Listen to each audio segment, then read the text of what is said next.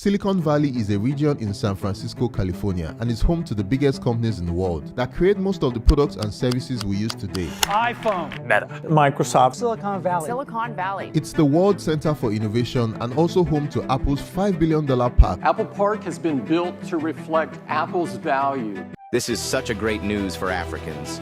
You can literally feel the excitement buzzing through your veins, that burning anticipation to hear about the new African Silicon Valley that's rewriting the rules of the game. Don't hold this energy to yourself. Spread it. Share this video with your friends and let the vibration move across the continent.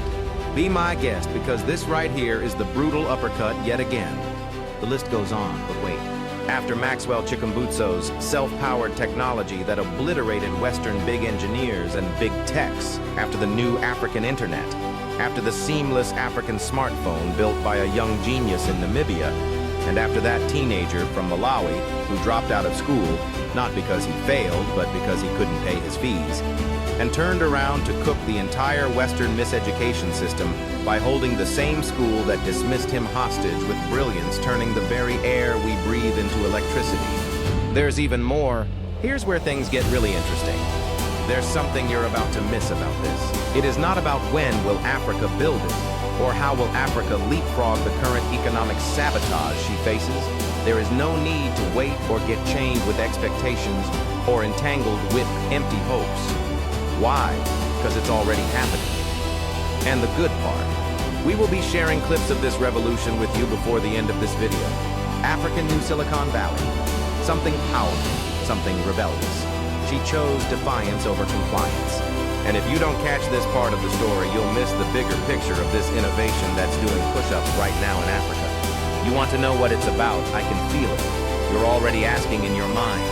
And guess what? You're right. I read your mind perfectly. It's about a new trajectory. A nation in Africa that's shifting gears so fast it's bending the rules of innovation itself. A movement that's changing everything you thought you knew about African genius, African power, and African destiny. So sit tight, because what's coming next will flip the script and leave the world asking, buckle up your seatbelt, because what you're about to see is not another Africa pity story. This is a brutal uppercut that is shifting the power dynamic of the entire planet. In today's video, I'll be sharing clips of a revolution so deep it's almost never shown on mainstream media. This Silicon Valley is unlike anything you've ever known about Africa. If you're wondering, why doesn't this get shown on the news? Why isn't it on the front page? Well, here's the simple truth. It doesn't sit well with Western tech giants. Imagine Africa, the continent that has long held the Western world by the throat with unprecedented mineral resources, now turning those same resources into finished products that rival Dell, Samsung, Apple, products built without the planned obsolescence that the UN quietly tolerates from Western corporations. This is the utopia the West scoffs at, saying impossible. But get ready, this will blow your mind. We're not only talking about going there, we're talking about producing impressive devices with outstanding quality. And here's where this gets interesting. Western news loves stories about African wildlife, coups, or poverty.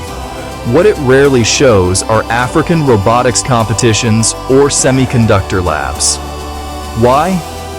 Because the narrative of a technologically dependent Africa serves a purpose.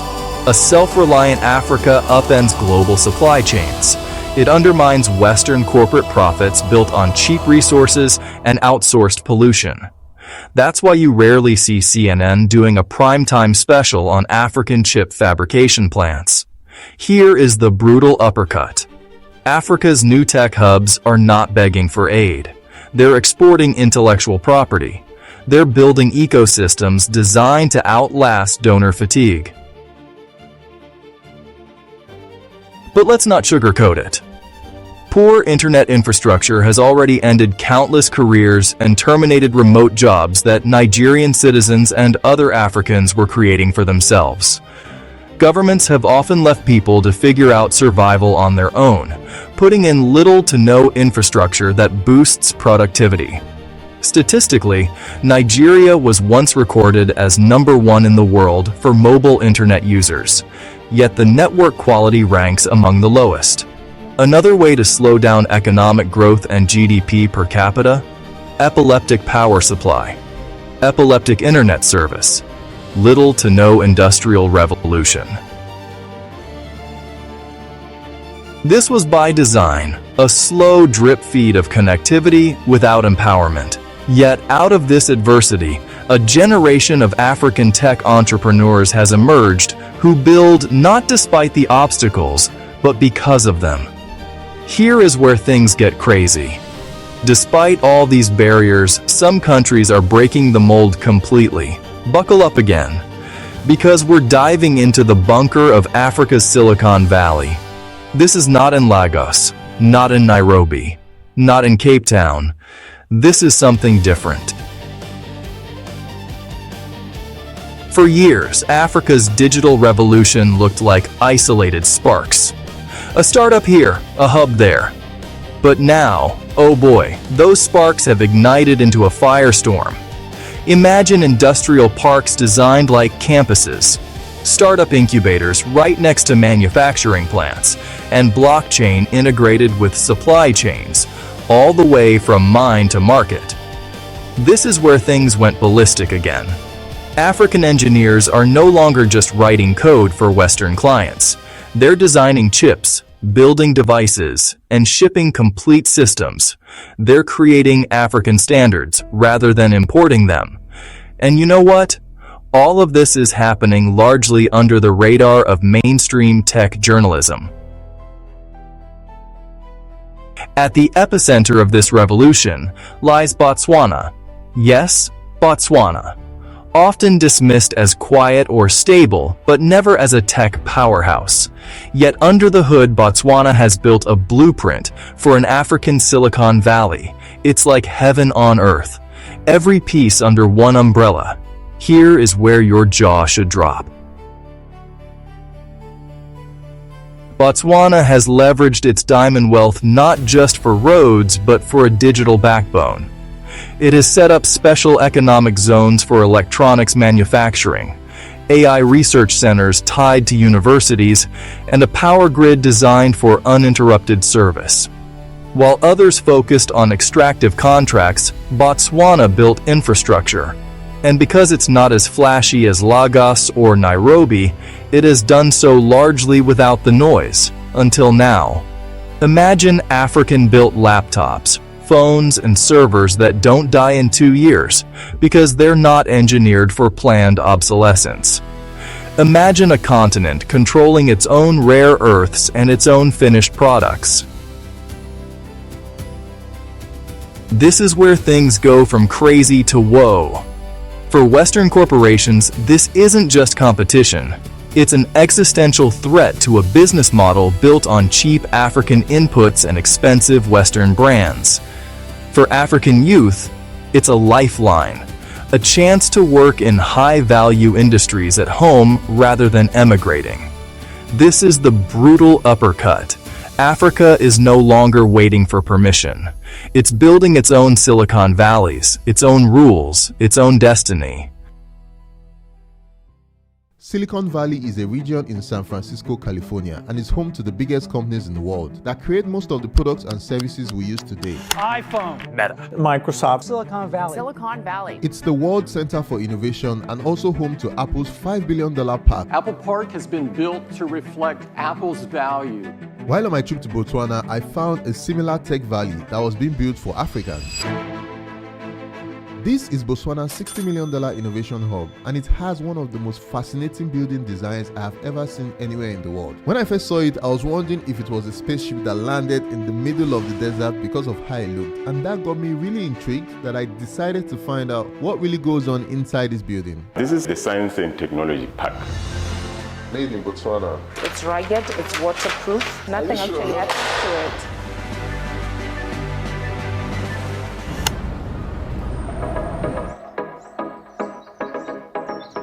What's Botswana Innovation Hub? Botswana Digital and Innovation Hub is a national innovation agency established by government to facilitate innovation in Botswana. We also work with other groups such as the academia, the research institute, to support our startups for development of innovative solutions or technologies.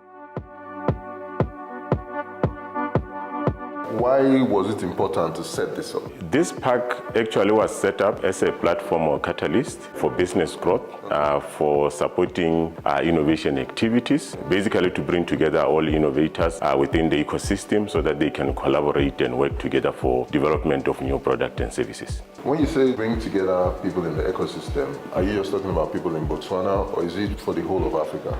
It's actually for the whole of Africa. Obviously, we'll start with Botswana, and once they've come up with the product and services, then they can always collaborate with other innovators within Africa as well as the global community as well. Just coming in here, I noticed the building looks like a spaceship. And I also heard that the building is similar to what they have in Silicon Valley. Was that intentional? Yes, this was actually intentional. If you look at it very closely, it somehow resembles the Okavango Delta, which is one of the prominent sites here in Botswana. So yes, in terms of the design, it was very deliberate to bring together the innovative community, the ecosystem, just like the Silicon Valley, for development of unique product and activities. This building is so remarkable in its design as the roof has large overhangs to passively shade the building and protect it from the heat of the desert. Its color and design were also inspired by the sand dunes of Botswana, which makes it blend in perfectly with its environment. This is a 57-hectare plot. In the middle is actually what we call the Icon building. This is the building that was constructed by BDIH. This is available to all startups as well as well-established tech companies. Around the Icon building, we have got about 42 plots that are available to investors. Obviously, those that are in the tech and innovation space, so they are welcome to come and set up here. We want really to create a community of innovators where there can be collaboration, where all these players can actually come together to basically develop solutions for Botswana as well as for Africa. Botswana has managed to push aside Morocco and South Africa and lead Africa in the investments list. Where is this place that we're going to have? This is the Science and Technology Park for Botswana. These are like offices in front. Yes, these are offices, but these are really for our startups. We are just waiting for the other section of the building to be completed, and then we'll migrate all these offices there. This space then will be available for all our startups. We'll see how we finish it so that it can be very conducive and welcoming to those that will want to come and sit here. Again, we'll provide amenities, broadband, so that they are able to come up with those products and services. We have got several startups that we are supporting, obviously in different sectors. We bring them all here, we provide them with free internet, we provide them with amenities so that they can develop those ideas into something that is tangible, a prototype if you want to say. While I was here, I also met some of the startups to see what they were up to. We are an original equipment manufacturer, meaning that we get components and we assemble them. And we do consumer electronics, meaning that anything that has a motherboard, we actually assemble. We are not only just an aspiring Pan-African country, but we've been leading, especially in state-of-art consumer electronics.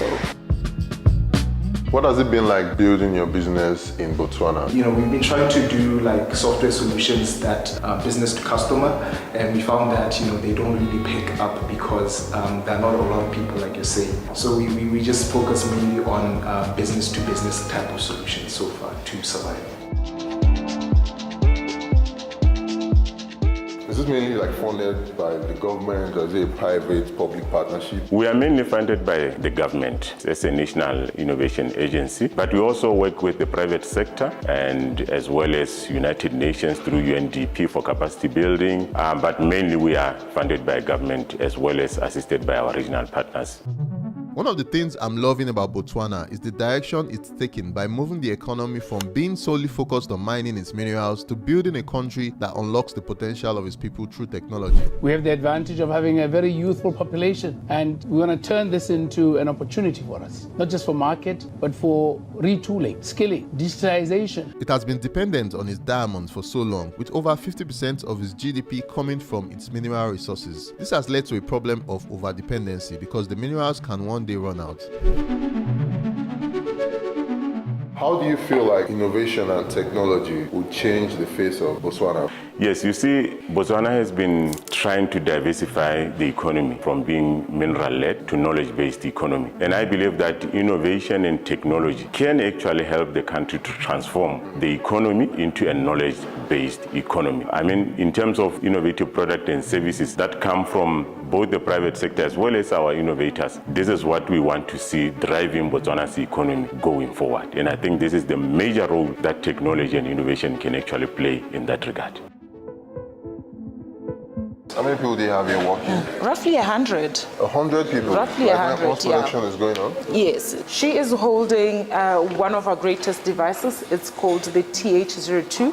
This is what the government has trusted us with, the ongoing rollout of laptops across all the secondary and primary schools. She's trying to check if the motherboard is functional, so that's what she's doing. We manufacture phones that are Android powered, so which means that this is the station where they do all the checkups and want to see if the softwares are synchronic to the device. So we have two mobile phones, lower end and high end. Lower end is our Diatech Blade and the high end is our Diatech XP. This is our high-end cell phone. That's like 48 megapixels and it's 64 GB. So a quick sample that's already active as this one. So you can just flip through and use it. Wow. Made in Botswana.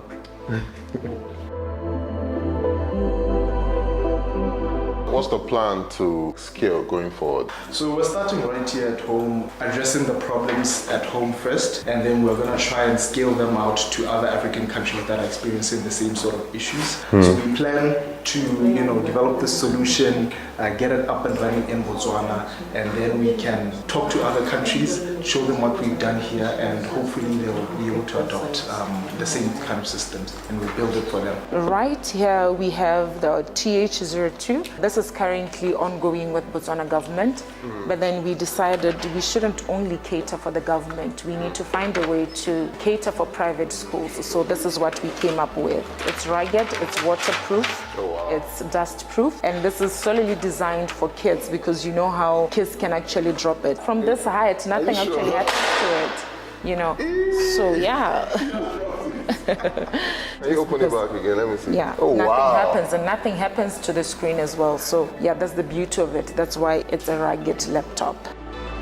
What are this? This is a station where we put our television after assembly. This is where testing goes on. We need to check like its compatibility in terms of Android. This is the station where we do our checkups. Production was done on the Diatech television. It's a very small TV, but we wish to also expand to even bigger inches and have our TV smart and Android powered. So very soon we'll have production for that one. This is our fridge. I don't know what to call it, but this is a spectacular product that we have. It's very beautiful, and some people will say it's a SMAG. It's not a SMAG, it's a Diatech. It has similar features, yes. Yes, so this is... Is this drink for us? Yeah, you can have drinks. You can have drinks. Oh, wow. This retails for 14,999. It's a very beautiful fridge.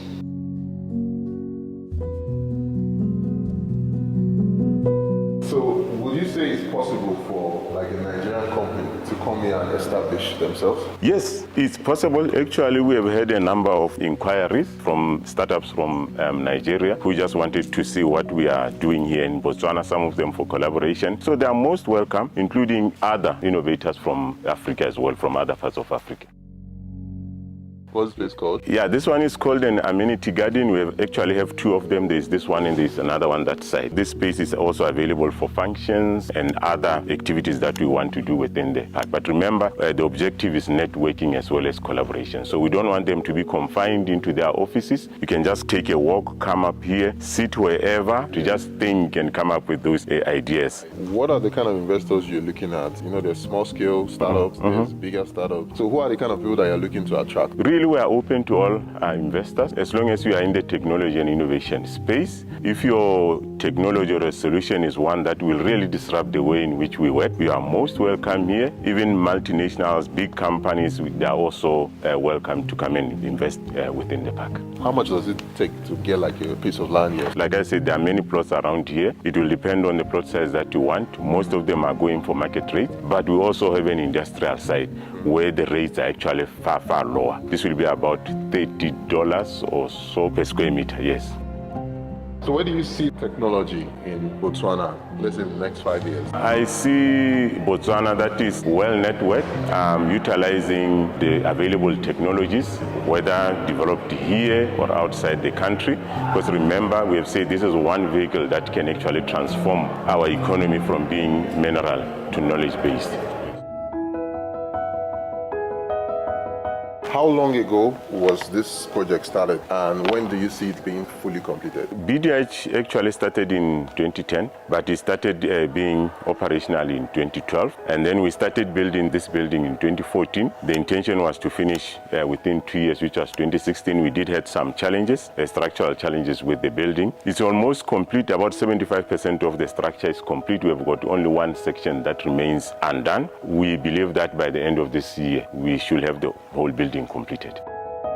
When I came here, I heard there are just 2.5 million people in Botswana. Don't you feel like the market is too small? Yes, indeed, the market is small, but what we always say to our innovators is that start here, build up here, and then you can now reach out to the whole of Africa. I would never say in business it's easy, but you always strive and persevere. And for us being a local manufacturer, we wanted to be a trendsetter. We wanted to be the first in the manufacturing industry, especially when it comes to electronics. By the grace of God, we were able to curb some challenges. We were able to overcome them. So it's never really easy in business, but we've come a long way.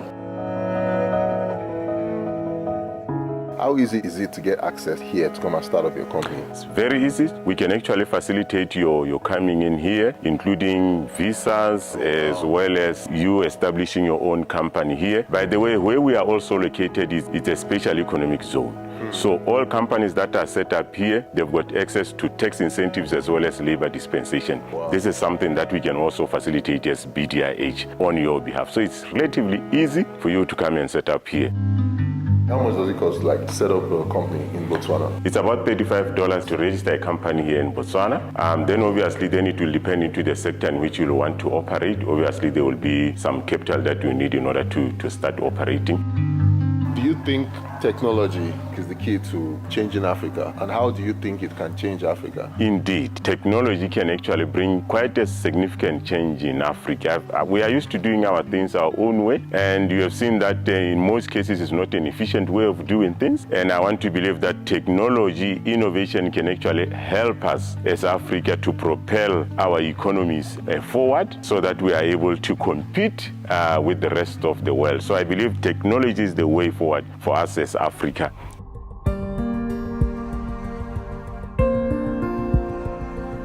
What's your advice to a lot of young people across Africa who are interested in technology? My advice is that there are many opportunities that are available to our young people. They just need to sit down. Mainstream media may ignore it. Western tech giants may try to downplay it. But the shift is happening, and it's happening now. If you've watched this far, you've felt the momentum. You've seen the hidden revolution. And now you know the name Botswana. This is not charity. This is not aid. This is Africa's rise. Engineered, coded, and manufactured by Africans. So buckle up, share this, because this is just the beginning. The next wave of global innovation might not come from California at all. It might come from the heart of Africa.